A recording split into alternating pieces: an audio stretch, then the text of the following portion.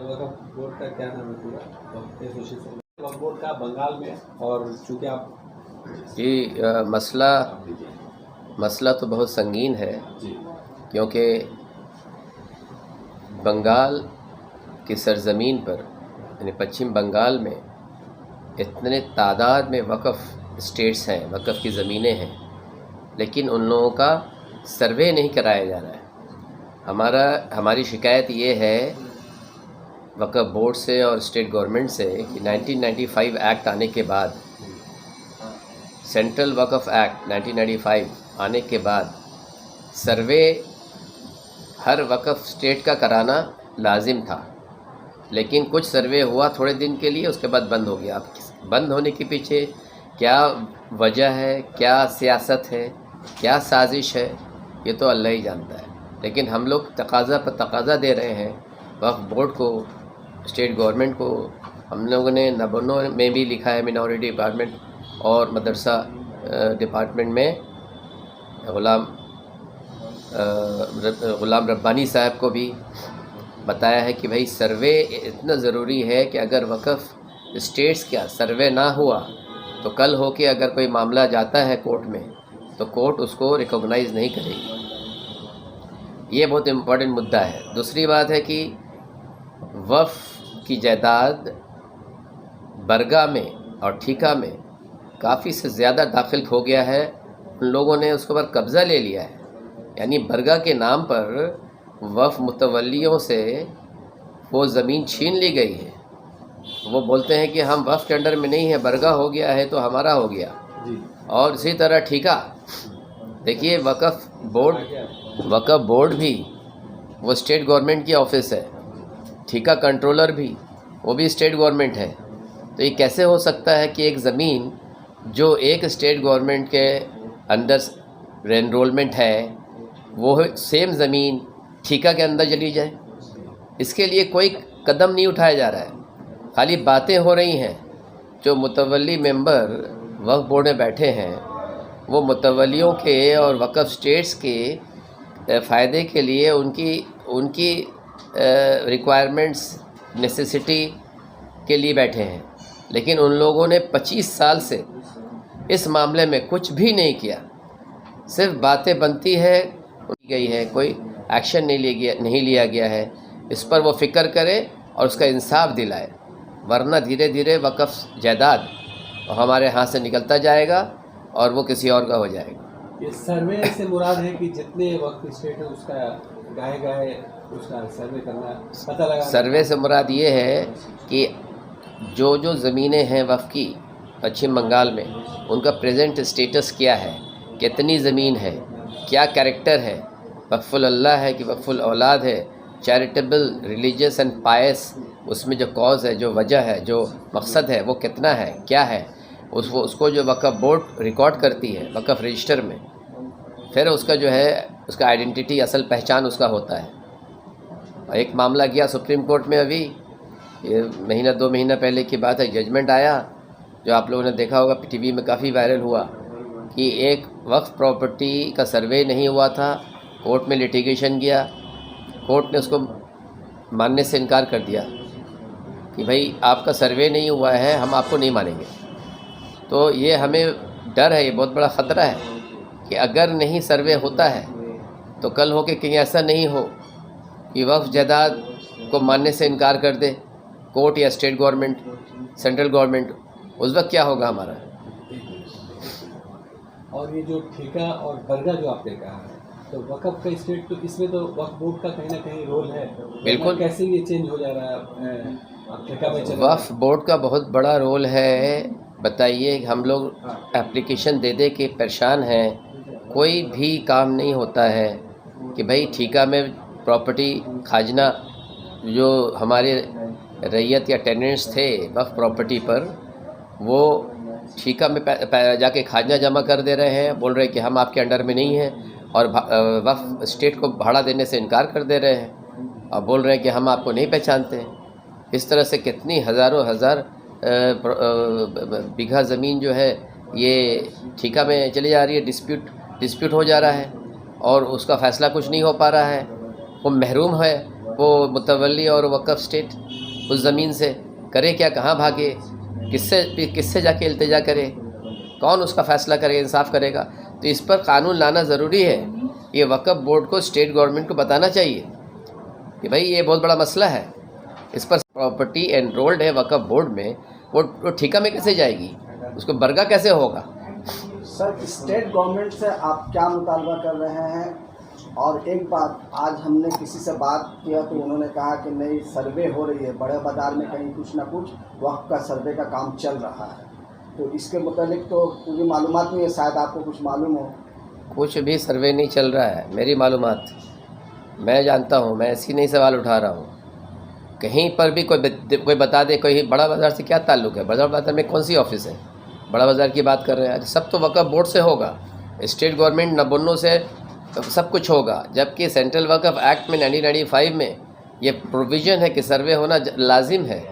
तो क्यों नहीं सर्वे कराया जा रहा है? इससे क्या हो रहा है कि वक़्फ़ की जायदाद कितने लोग बेच के निकल जा रहे हैं, बेहाथ हो जा रही है।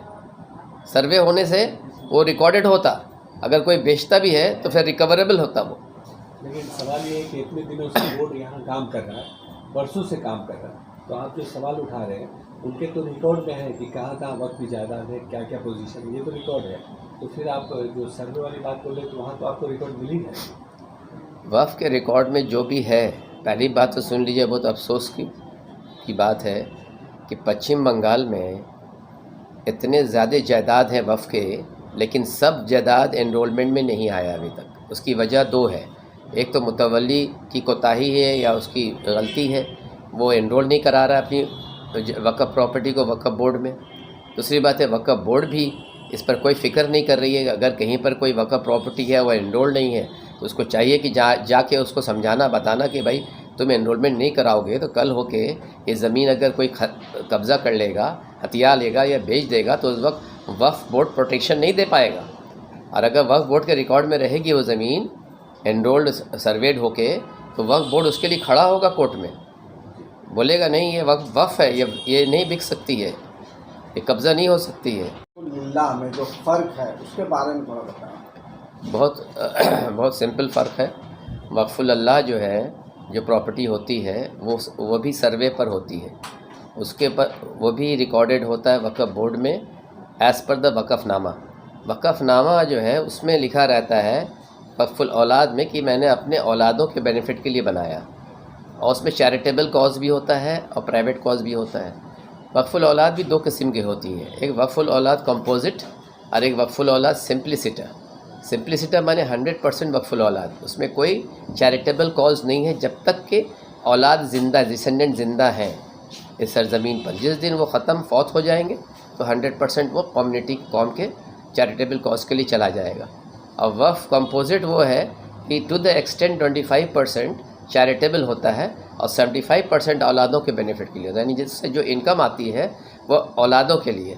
यानी कि वक़फ़ुल औलाद जो है वह कंसेप्ट से लिया गया, एक हदीस से लिया गया है जो वक़्फ़ एक्ट में लिखा है कि रसूल सल्लल्लाहु अलैहि वसल्लम ने फरमाया कि द बेस्ट ऑफ चैरिटी, यानी सबसे बेहतरीन सदका वो है जो अपने घर वालों के लिए, अपने बाल बच्चों के लिए, अपने डिसेंडेंट्स के लिए किया जाए।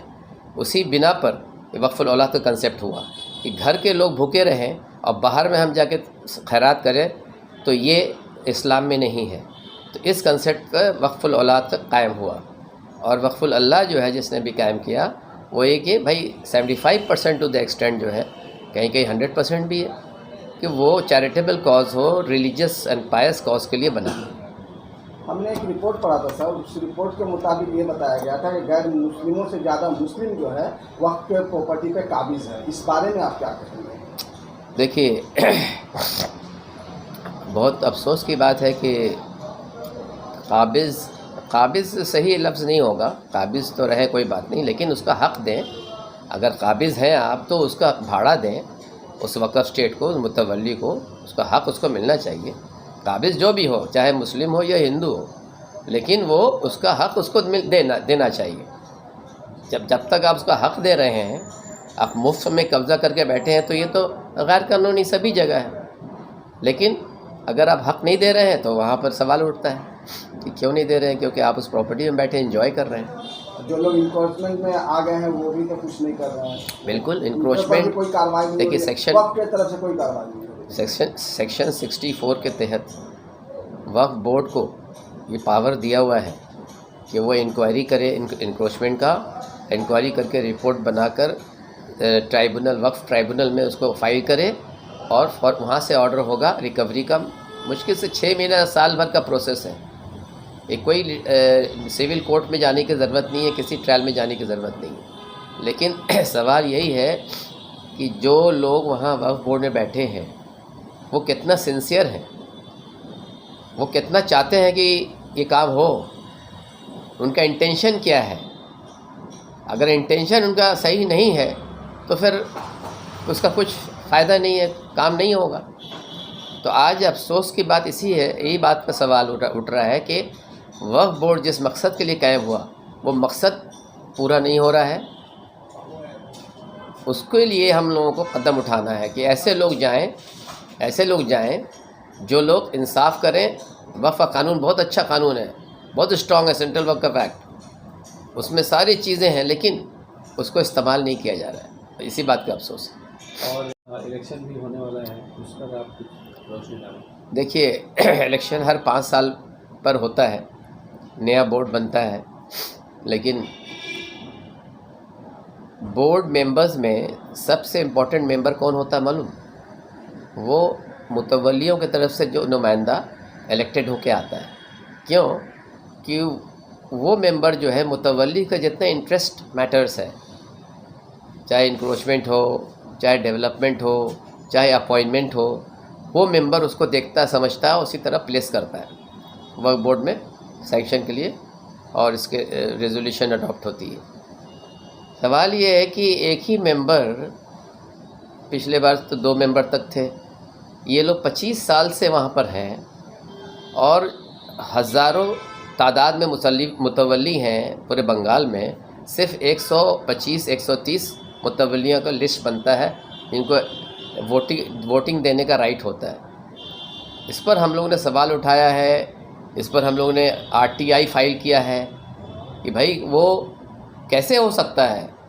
1 लाख, पहली बात तो यहाँ पर कानून में जो बहुत बड़ी डेफिशिएंसी है जिसको चेंज करने की ज़रूरत है कि जिस मुतवल्ली का 1 लाख रुपया सालाना इनकम होगा वही एंटाइटल्ड है।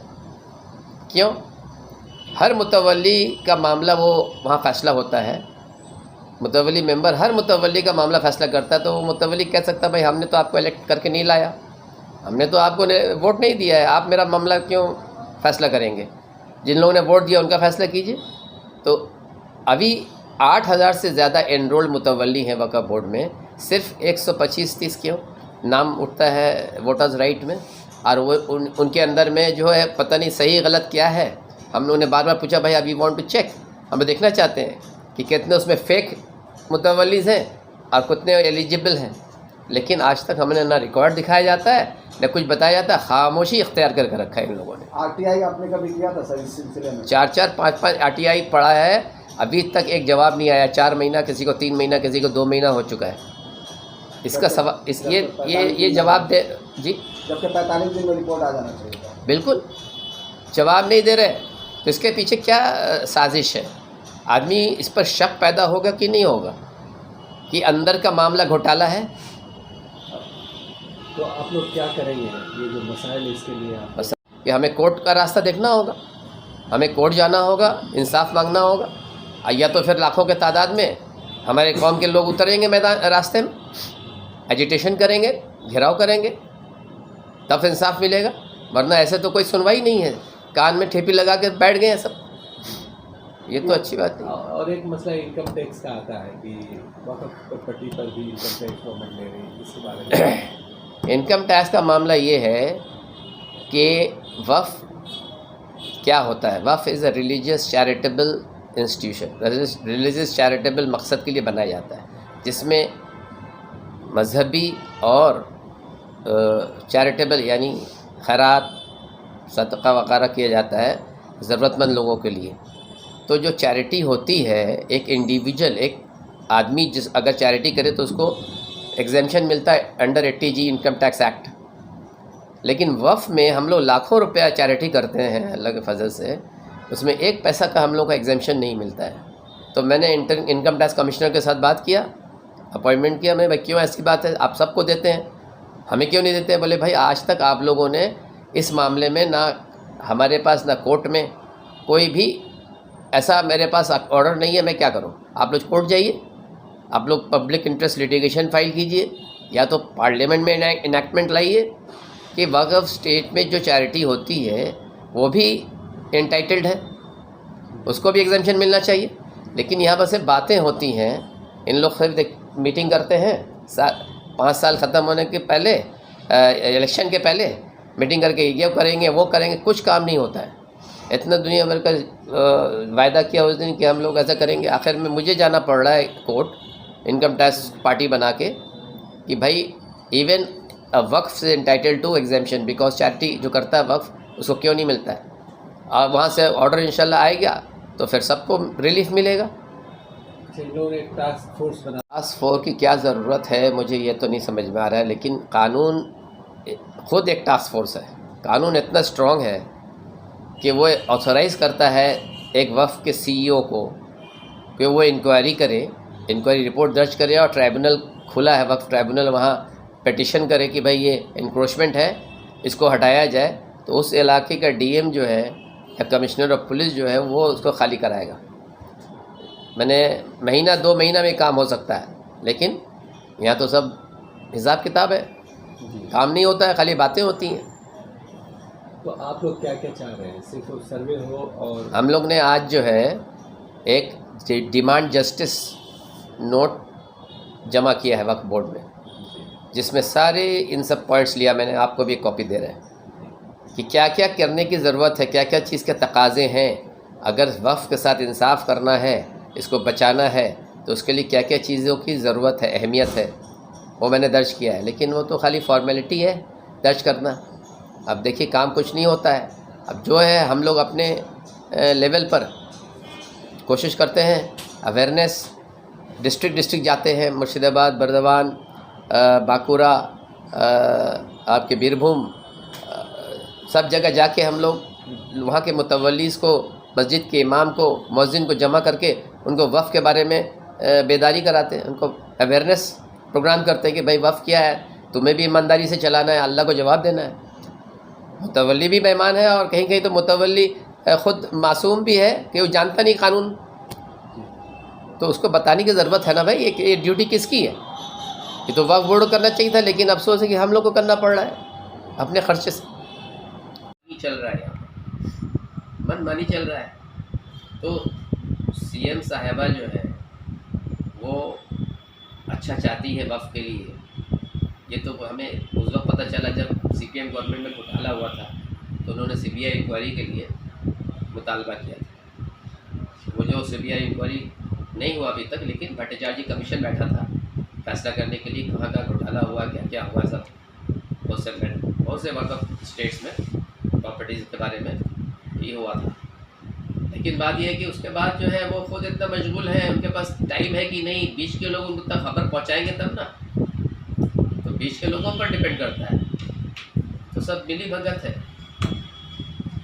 और सेंट्रल गवर्नमेंट का इसमें कोई रोल है? सेंट्रल वक्फ काउंसिल का रोल है। सेंट्रल वक्फ काउंसिल से मैं गया था दिल्ली, मैंने वहाँ भी सवाल किया था, तो उन्होंने कहा कि बस बात तो सही है, लेकिन आप लोग जो है इस पर कुछ मूवमेंट कीजिए, आप वॉच डॉग बनिए, आप नज़र रखिए, हम लोग को बताइए, हम लोग देखेंगे ऐसा क्यों हो रहा है। लेकिन हकीकत ये है कि भाई हम लोग बताते हैं, सब कुछ करते हैं, लेकिन एक्शन नहीं होता है। अफसोस इस बात की है ना, एक्शन नहीं होता है।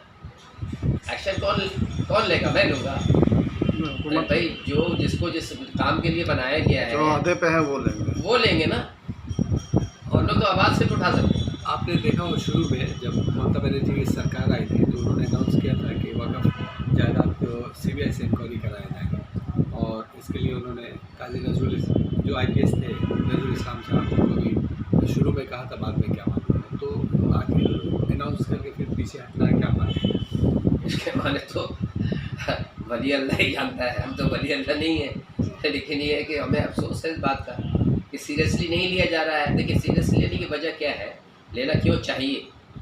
क्योंकि हज़ारों हज़ार बीघा ज़मीन, वक्फ की कितनी कीमती ज़मीन, उस पर सही काम नहीं हो रहा है। उस पर आप अपने कौम के लिए, जो आपके कौम के बच्चे जाके लाइन लगा के दूसरे स्कूल और कॉलेज में खड़े होकर, हॉस्पिटल में खड़े होकर अपना ये करा रहे हैं, मैंने इलाज या एडमिशन। आज आपके पास इतना बड़ा ख़जाना है वक्त का, उसमें आप एक से एक schools, education centres, health centres, vocational training centre, क्या क्या नहीं खोल सकते थे। लेकिन you are not serious about it. People who are sitting in the place जहाँ पर पावर है, उन लोग सीरियस नहीं है, उन लोग करना नहीं चाह रहे, या उनके पास टाइम नहीं है, या क्या मामला है पता नहीं। तो ये जायदाद, इतनी कीमती जायदाद तो बर्बाद हो रही है ना, मिसयूज़ होगी। वो तो दूसरे लोग कब्जा करेंगे, मिसयूज़ करेंगे, कब्जा करके बैठ जाएंगे, अब मामला लिटिगेशन चलेगा, अब क्या कीजिएगा। इम्पोर्टेंट चीज़ को रिकॉर्ड कीजिए। The difference between waqf and trust and debottar property, और दूसरे मजहब की जो भी चैरिटेबल रिलीजियस प्रॉपर्टी या एक्ट या जो भी कानून है, फ़र्क ये है कि सिर्फ़ और सिर्फ वक्फ ही एक ऐसा कानून है जो अल्लाह के, यानी ईश्वर बोल लीजिए, परमात्मा बोल लीजिए, द सुपर नेचुरल पावर, ये वक्फ जो है उसके मालिकाना में चला जाता है। जब अल्लाह और जो सुपर नेचुरल, जो यूनिवर्स का जो क्लेम किया गया है, जब वो मालिक हो जाता है तो कोई कानून नहीं है कि उसकी मालिकाना ले ले। देवत्तर प्रॉपर्टी जो होती है, ट्रस्ट वगैरह होती है, ये सब टेम्परेरी क्यों होती है?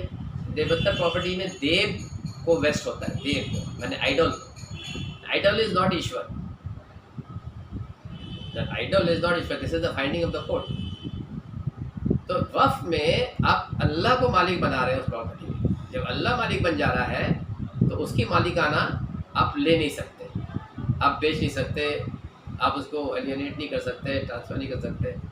वहाँ पर सिर्फ आप उसकी इनकम को इस्तेमाल कर सकते हैं अपने बेनिफिट के लिए, इनकम को इस्तेमाल कर सकते हैं, लेकिन मालिकाना हमेशा और हमेशा के लिए वक्फी है, मैंने क़यामत तक के लिए वो वक्फी रहेगा। यही है, अगर यूनिफॉर्म सिविल कोड वोड जो भी आता है भी है, तो उसके माने नहीं होता है कि किसी का मालिकाना, जो किसी ने अपनी चीज़, मेहनत से कमाई हुई चीज़ को सवाब जारिया के लिए, अच्छे काम के लिए, पुण्य के लिए उसने बना दिया मालिक अल्लाह को, ईश्वर को, और वो गुजर गया। और उसमें जो अच्छा ही काम हो रही है, अच्छा काम होता रहेगा, तब तक उसको पहुंचता रहेगा उसका सवाब। ये है मामला। आपने जो सवाल उठाया कि पर नहीं रजामंद हो कि गवर्नमेंट नहीं चाहे, तो गवर्नमेंट ने वक्फ बोर्ड बनाया है वक्फ का काम देखभाल करने के लिए। जो वक्फ बोर्ड है, ये उनकी जिम्मेदारी है कि वक्फ को किस तरह कितने अच्छे से अच्छे तरीके से चलाए, साफ करे। गवर्नमेंट ने तो बना दिया, उन्होंने अपने नुमाइंदों को भेज दिया, भाई ये वक्फ का कानून के मुताबिक वक्फ का चलाओ, उसका फैसला करो। लेकिन अगर वक्फ बोर्ड नहीं करे तो उसमें गवर्नमेंट बेचारी क्या कर सकती है? गवर्नमेंट यही कर सकती है, जब उसके अटेंशन में लाया जाएगी बात को, तो वो लोगों को हटा सकती है, दूसरे अच्छे लोगों को ला सकती है, और क्या कर सकती है। लेकिन जो लोग बैठे हैं, ये उनकी जिम्मेदारी है कि वो उसको कैसे चलाते हैं। तो उनके भी तो हाथ पैर बंधे होंगे, अगर वो कुछ आगे बढ़ के करना चाह रहे हैं।